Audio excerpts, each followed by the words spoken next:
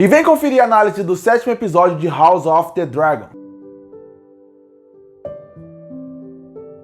E chegamos no 7º episódio de House of the Dragon. Cada vez mais estamos chegando ao fim da temporada. Série essa que, vale destacar, termina no episódio 10. Assim como aconteceu quase com a série Game of Thrones como um todo. Cada temporada tinha 10 episódios. E esse foi um dos meus episódios preferidos da série até agora. Porque eu acredito que cada série de fantasia tem seus pontos principais que faz com que você goste daquele universo, ame ele. E claro, faz com que o público, de modo geral, goste dele. E em Game of Thrones, o que fez o público gostar da série nunca foi as cenas de ação em si, que só foram ficar grandiosas lá para a Batalha dos Bastardos. Até lá tem cenas de guerra, tem guerra na obra como um todo, mas demora muito para começar as cenas de ação ficarem realmente boas. Demora muito temporadas, e se você recordar, não é nem que demora. Algumas cenas de ação não eram nem tão boas assim. Então, o que foi que conquistou o público para fazer com que ele gostasse de Game of Thrones? Foram os personagens e a parte política da série. Porque os personagens eram muito interessantes,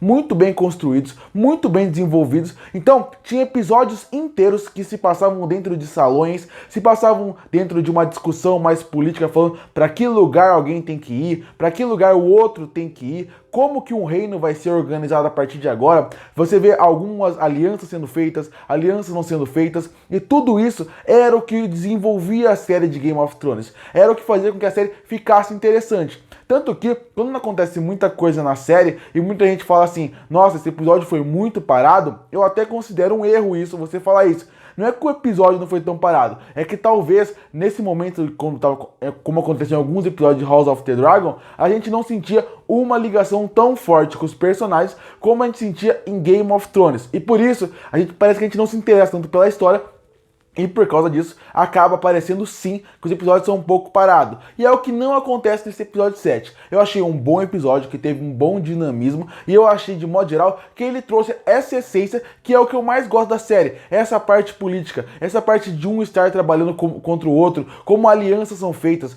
como coisas são resolvidas de uma forma política. Nada ali é feito sem ter uma coisa a mais. Até uma pequena frase vai ter uma grande importância no futuro. Assim como quando o Larys conversa com a Alicent e ela fala que nesse momento ela não vai querer ter a ajuda dele, porque você entende que ela não gosta muito dos métodos que ele tem, mas ao mesmo tempo ela fala que vai precisar dele no futuro, porque ela sabe que ela tá sozinha no reino. Ela sabe que se todo mundo fizer uma revolta, ela não vai ter um grande apoio político. Então é por isso que ele fala isso. Mas essas pequenas frases de um personagem que quase não teve nenhuma importância no episódio, só aparecia de fundo, só aparecia dando alguns olhares, mostra essa briga política que é super interessante em House of the Dragon e que era super interessante em Game of Thrones. Eu sei que muita gente não gosta que faz a comparação, não gosta que quando menciona House of the Dragon fale de Game of Thrones, mas é inevitável, é no mesmo universo com nomes parecidos, nomes de famílias que são iguais, então fica difícil não fazer a comparação. Eu gosto muito de como a dinâmica funciona desse episódio e como eles já fortalecem quem vai ficar de cada lado,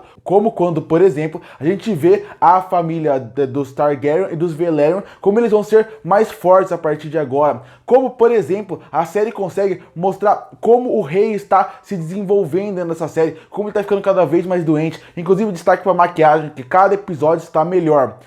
Então, eu gosto dessa parte, como eu já falei no começo, da parte política e de como o roteiro está trabalhando bem os personagens pra gente entender como é a ligação sem ser algo expositivo, sem ser algo que alguém tem que falar em tela o tempo inteiro. Olha, agora a gente tá fazendo isso, agora a gente tá fazendo aquilo. Só com pequenas, como eu falei, pequenas frases, pequenos olhares ou pequenos pegares de mão, você entende como funciona a ligação das famílias e como elas vão ficando mais fortes a partir daqui. Outra coisa que eu tenho que falar do episódio, e aí uma forma um pouco negativa, seria uma coisa que eu tenho até uma dúvida de como criticar isso, porque pareceu que foi mais pra quem assistiu na TV o episódio. Porque eu assisti o episódio na TV, na HBO mesmo, e quando teve toda aquela cena do Aemon subindo no Vhagar, você vê que é uma cena muito escura, muito difícil de se ver, e aí é até difícil de sentir a cena como um todo, apesar da trilha sonora no episódio como um todo funcionar perfeitamente bem. Eu vi algumas imagens na internet, e a imagem tava muito bonita, realmente dava pra entender o que tava acontecendo perfeitamente em tela. Aí eu não sei se a cena que foi pra TV tava com uma qualidade pior do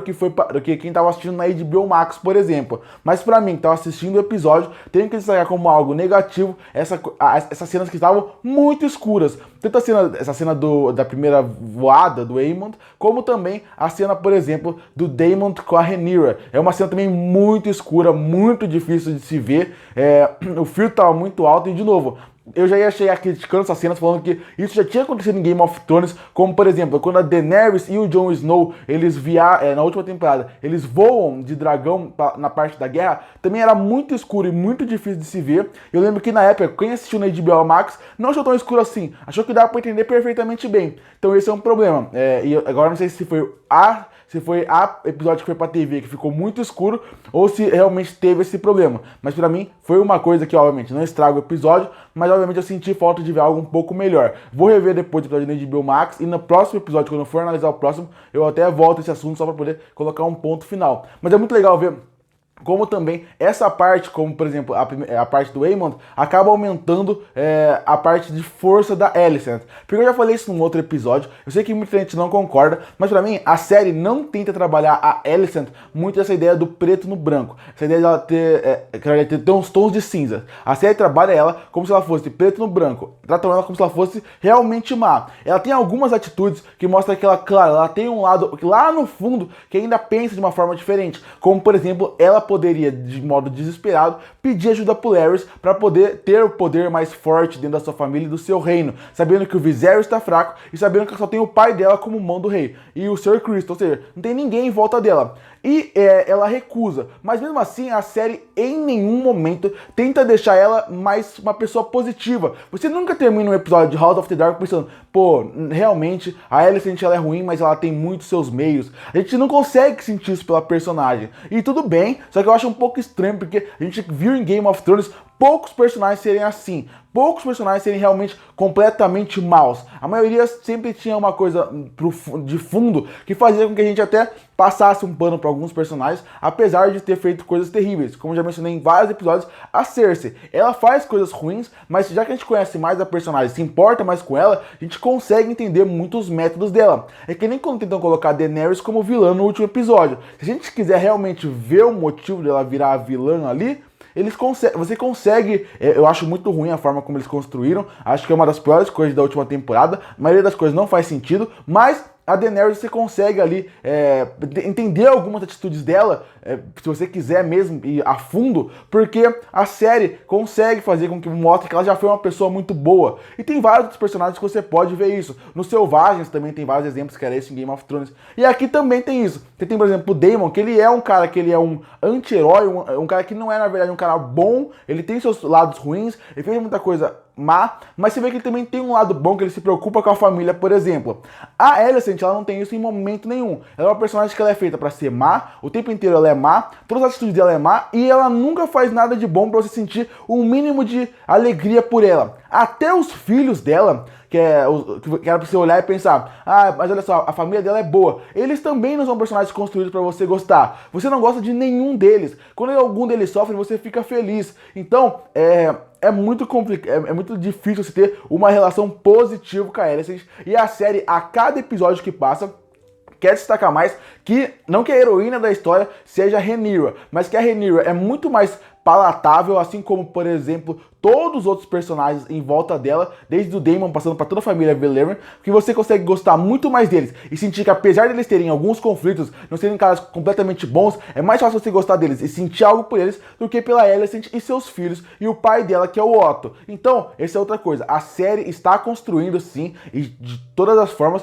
para Alicent não ser a heroína e você não ter como sentir quem é a heroína. Tanto que quem encosta nela, automaticamente você já cria meio que uma antipatia. Caso, por exemplo, do seu Sir Criston Cole, que é um personagem que, obviamente, ele fez atitudes erradas, mas quando ele tá com a Rhaenyra, você até tem uma ligação com ele, você sente algo nos primeiros episódios por ele, porque você pensa, pô, um personagem legal, um personagem honrado, e quando ele vai pro lado do Alicent, automaticamente a série muda completamente as características do personagem, e você já não gosta mais dele. Então mostra como a série realmente quer construir esse enredo dela ser a grande vilã, não da temporada, mas da série como um todo, porque se você for analisando, você sabe que a série não vai acabar nessa temporada, então ela também não vai morrer nessa temporada, Alicent. Ela não vai ter um fim trágico, ela não vai acabar a história dela aqui, vai continuar para as próximas temporadas. Já pelo lado da Rhaenyra, você vê como a série trabalha de uma forma completamente diferente. Ela sempre tá com um super apoio de todas as principais personalidades da série, desde o próprio rei, que é seu pai, que é o Viserys, até todo mundo que tá ali naquela sala, por exemplo, como aquela cena quando ela fala, agora todo mundo vê como você é. A cena quer destacar muito bem que tem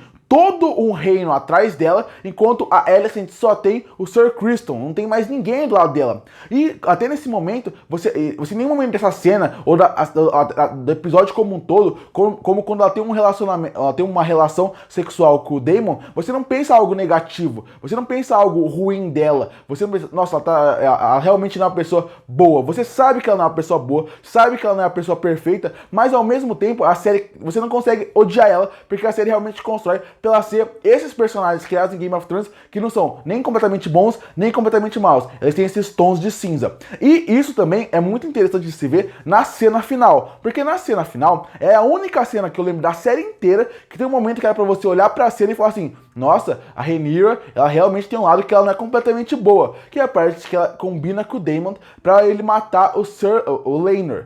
Mas você percebe logo de cara que nessa cena ela já começa com o Daemon matando um guarda que vai ser quem ele vai jogar no fogo, que já é pra você que tá vendo a série pensar assim, ah, então tudo bem, já tem uma desculpa. Então, porque por exemplo, o episódio poderia acabar logo depois de saber da morte do Laenor. E só revelar que ele tá vivo na semana seguinte. Se revela isso, você vai ficar a semana inteira pensando, pô, a Rhaenyra é legal, mas olha o que ela fez. Realmente não tem como passar plano pra ela. Mas o episódio deixa claro, ele deixa bem claro que, olha só, não, ela fez uma coisa aqui, mas era só um plano deles ali. Todo mundo já tava de acordo com o plano.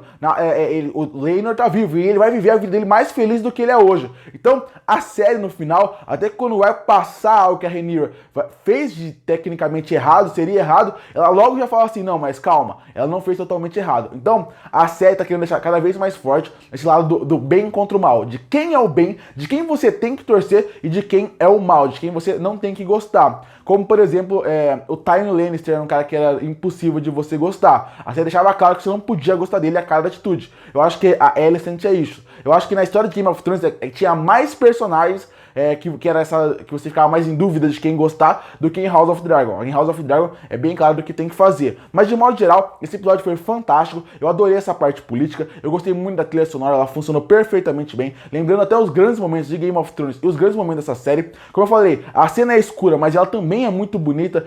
O voo do dragão, como o CGI dessa série funciona muito bem, como a fotografia do episódio funciona muito bem. E mais um episódio fantástico que mostra para que caminho a série quer ir. Porque eu prefiro bem mais que a temporada inteira de um House of Dragon sejam episódios como esse, que vai discutir política, que vai fazer essa discussão de quem tá do lado de quem, coisas sendo mudadas. Eu acho muito mais interessante isso do que uma série inteira construindo só para cenas de batalha, que nunca foi a essência de Game of Thrones, nem de A Crônica de Gelo e Fogo, que é os livros, e que também não deveria ser em House of the Dragon. E por isso que eu amei esse episódio e já fico empolgado pro próximo. Curte para fortalecer o canal, se inscreve para não perder os próximos vídeos. E aí, o que você achou do episódio de House of the Dragon? O que você espera do próximo? Que nota você daria para esse episódio? O que você está achando da temporada como um todo? Comenta aqui embaixo. E eu volto no próximo vídeo.